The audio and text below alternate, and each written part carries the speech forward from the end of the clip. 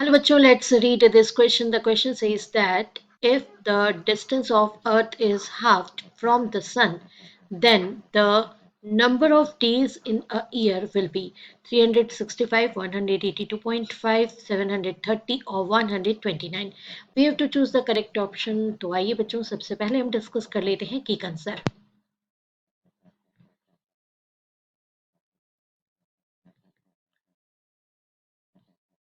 सो यहाँ पर हमारा जो की कंसेप्ट है वो है according to Kepler's law of planetary motion,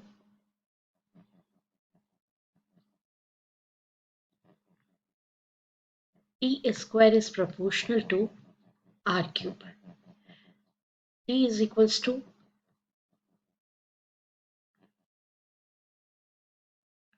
time period of revolution and R is equals to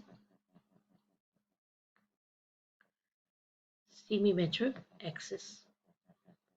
Exactly इस तरह से अगर कोई भी सैटेलाइट या कोई भी प्लैनेट सन के अराउंड रिवॉल्व होता है. अब अर्थ हमारा एक प्लैनेट है, यहाँ पर सन है और यहाँ पर अर्थ है और वो रिवॉल्व हो रहा है, तो उसका जो टाइम पीरियड है वो आर के यानी सेमी मेजर एक्सिस के साथ इस तरह से रिलेट होता है कि T square is proportional to R cube. यहाँ पर आर का कैलकुलेशन हम आर मैक्स और आर मिनिमम से करते हैं. जैसे कि ये इक्वेटर पर ऑब्वियसली आर मैक्स होगा और ये पोल्स हैं नॉर्थ पोल और साउथ पोल, तो यहाँ पर आर मिनिमम होगा.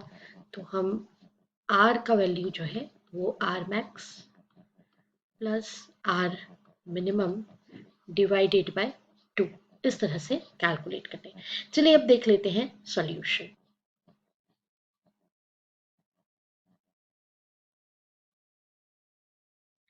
तो स्टूडेंट्स यहाँ पर जो हमने रिलेशन अभी आपको बताया T square is proportional to R cube, therefore हमारा जो केस 1 है अगर हम उसमें टाइम पीरियड को टी स्क्वायर माने टी वन माने तो टी1 स्क्वायर इज प्रोपोर्शनल टू आर1 cube.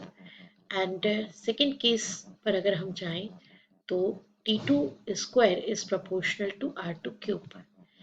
Therefore, by taking ratio between T1 by T2, इनमें हमने इक्वेशन से रेशियो ले लिया तो we get R1 by R2 cube.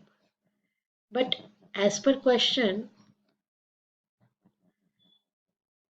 और as per given condition, जो हमें गिवन कंडीशन है उस कंडीशन के अकॉर्डिंगली हमारे पास जो R2 है वो जस्ट हाफ हो जाता है R1 की, राइट.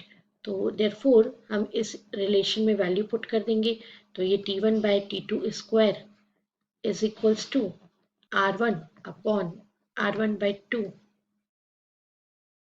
इसका ये हो जाएगा क्यूब. तो ये R1 टू R1 तो कैंसिल हो जाएगा, ये होगा 2 का क्यूब दैट इज 8. आपको T1 बाय T2 चाहिए तो आप 8 का क्या ले लेंगे 1/3 रूट ले लेंगे, राइट. तो दैट इज सॉरी 3/2 2/8 रूट ले लेंगे. तो ये कैलकुलेशन जब आप करेंगे तो ये आएगा 2√2. नाउ फर्दर आपको ये पता है कि T1 मतलब नॉर्मल केस में कितना कंडीशन होता है 365 डेज. तो ये T1 का value 365 days divided by T2 2√2. So therefore we calculate T2 from here, that is equals to 129 days. तो चलिए देख लेते हैं कि कौन सा ऑप्शन करेक्ट ऑप्शन है. तो यहाँ पर option D is the right option. I hope you understood it well. Best of luck. Thank you.